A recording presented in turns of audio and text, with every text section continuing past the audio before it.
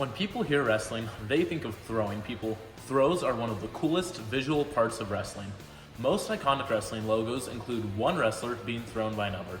By the end of this video, you will be able to impress your friends with an iconic wrestling move, the firemans. Hi, I'm Seth Montier, and I will be teaching you how to throw the firemans. First off, you will need to be safe. It is no fun if someone gets hurt. You will need to be on a wrestling mat. These mats are specifically designed to prevent and reduce injury during moves like throws. If you do this on concrete, things might get a little dangerous. That being said, it's often nice to use a crash pad for an extra comfortable landing. Once you are in a safe environment, you need the correct gear.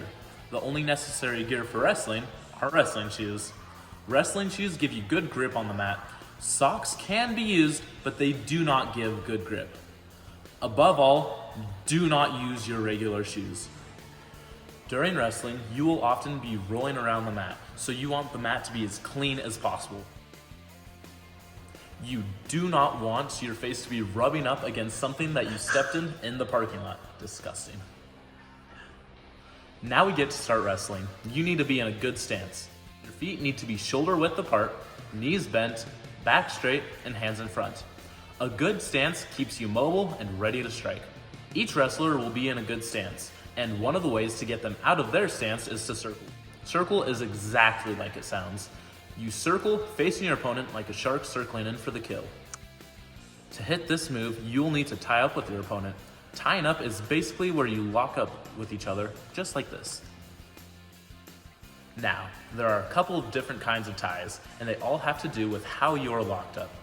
The two main ones are the inside and outside ties. The inside tie is where both my hands are inside my opponent's arms.